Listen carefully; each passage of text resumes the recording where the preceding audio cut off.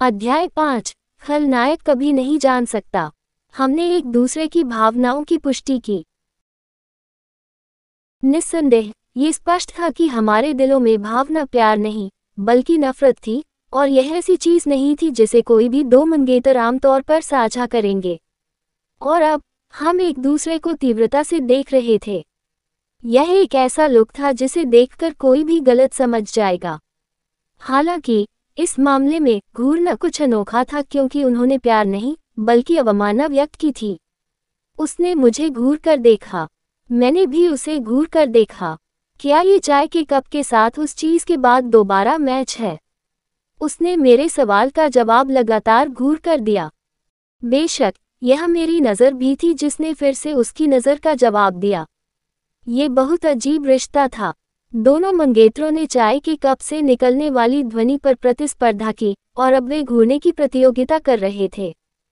मुझे नहीं पता था कि मेरे पास एक उपन्यास का किरदार होगा और मैं एक खलनायक के साथ इस तरह की बचकानी हरकतें करूंगा।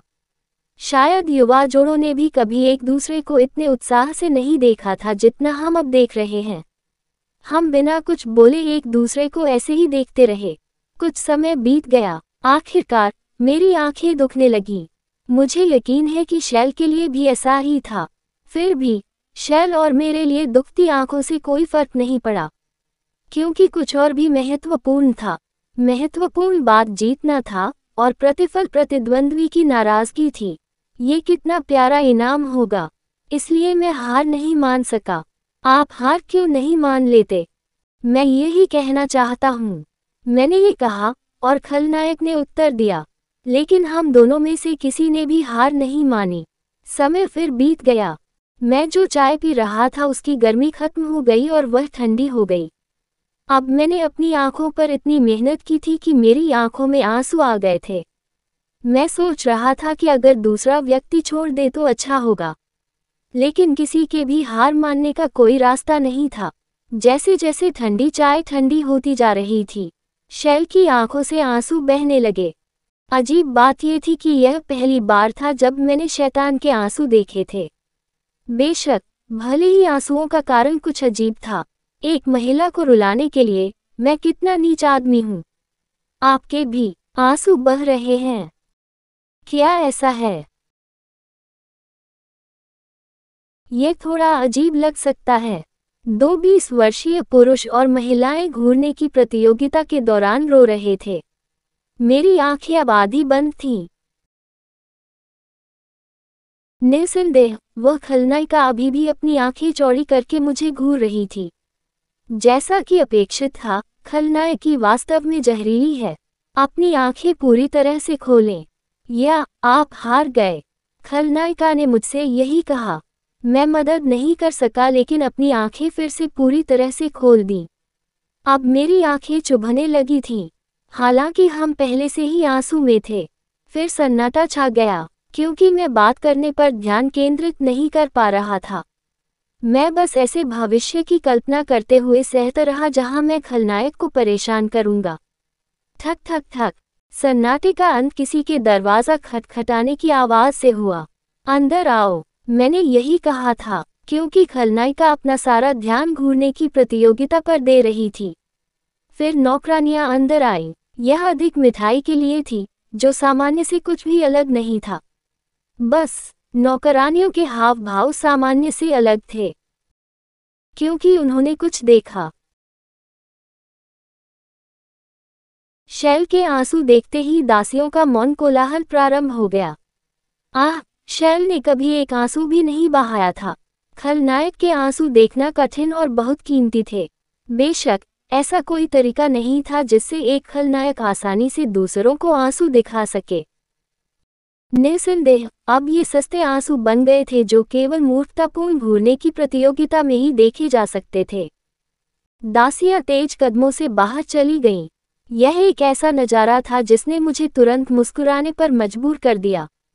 कल डुकल परिवार में सभी को इसके बारे में पता चल जाएगा। अब अफवाहें फैलेंगी कि तुमने मुझे रोकने के लिए आंसू बहाए, शैल। खलनायक ने फिर भी उत्तर नहीं दिया। ऐसा उन अफवाहों के कारण नहीं था जो फैलने वाली थी। ऐसा इसलिए क्योंकि आंसू बहाते हुए लड़ाई अभी भी जारी थी। क्या ये वास्तव में उपन्यास की शातिर खलनायकी है, या यह मेरी मनोदशा के कारण है कि मैं ऐसा सोच रहा हूँ? नौकरानियों द्वारा लाई गई मिठाइयों ने मेरे विचारों को बाधित किया। ऐसा इसलिए नहीं था कि यह स्वादिष्ट लग रहा था, बल्कि इसलिए कि इसमें कुछ अजीब था। मेरे खोजी जादू ने जहर का पता लगा लिया था। इस तरह की चीजों को देखते हुए वह निश्चित रूप से एक खलनायिका थी। घर पर मुझे खाने में जहर देकर मारने की कोशिश करना। यदि आप इसके बारे में सोचें, तो न केवल उपन्यासों में नायकों को परीक्षणों का सामना करना पड़ता है, खलनायक शैल को भी कई परीक्षणों का सामना करना पड़ा। निस्संदेह पुस्तक में विषय वस्तु को उतना महत्व नहीं दिया गया। सबसे पहले यह मूल कार्य शुरू होने से पहले ही था।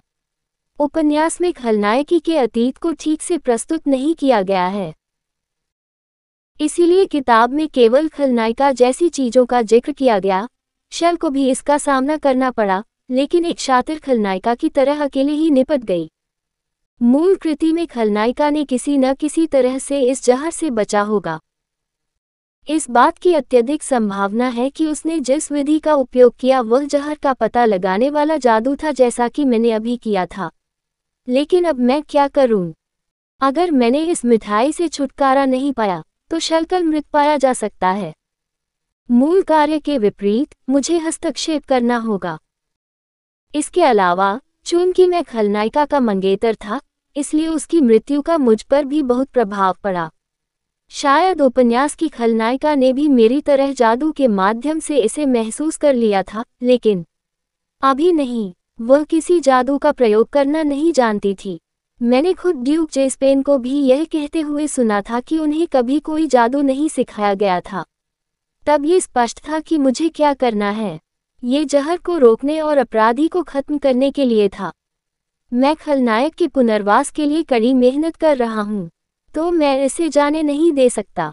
मैं तुरंत उस खलनायिका के सामने मिठाई लेकर आया और मुझे अपनी दोनों दुखती आंखें बंद करनी पड़ी। यह मेरी जीत है। बेशक वह एक खलनायिका थी जो अभी भी अपनी जीत का प्रयास कर रही थी। हाँ, ये है। जैसा कि अपेक्षित था, खलनायक के लिए मुझे कोसने का समय आ गया था। लेकिन मेरी उम्मीदें गलत थीं। उसने मुझसे सवालिया लहजे में पूछा, तुमने वह क्यों लिया? ओह, क्योंकि यह स्वादिष्ट लगता है। शैल ने हैरानी से मेरी ओर देखा। किसी और की मिठाई सिर्फ इसलिए ले लेना क्योंकि वह स्वादिष्ट लग रही थी। ये निश्चित रूप से एक अशोभनीय कार्य था जिसे कोई खलनायक भी नहीं कर सकता। आमतौर पर उसने अब तक मेरा अपमान करना शुरू कर दिया होगा, लेकिन खलनायिका ने मुझे घूर कर देखा। लेकिन खलनायक कुछ क्यों नहीं कर रहा था? मेरे लिए उस बारे में सोचने का समय नहीं था। ये स्वाभाविक था। ऐसा इसलिए था क्योंकि मुझे ये पता लगाना था कि कौन उस शातिर खलनायक को जहर से मारने की कोशिश कर रहा था। एक बार जब मैं उन्हें ढूंढ लूंगा, तो मुझे तय करना होगा कि उनके साथ क्या करना है। मैं एक पल के लिए कहीं जा रहा हूँ। मैंने जहरीली मिठाई अपने हाथ में पकड़ ली, फिर अपनी सीट से उठ गया। डर, जैसा कि अपेक्षित था, कुर्सी की आवाज से पता चला कि मैं कितनी जल्दी में था। शैल ने मिठाई देखी। ये वह मिठाई थी जो नौकरानियों ने उसके सामने रखी थी। ये कुछ ऐसा था जिसका वह हमेशा आनंद लेती थी। बस उसे कुछ अजीब सा महसूस हुआ। ये विश्व खोज जादू के माध्यम से था। यह एकमात्र जादू था जो उसने स्वयं सीखा था, क्योंकि उसके लिए जादू सीखना कुछ कष्टप्रद था।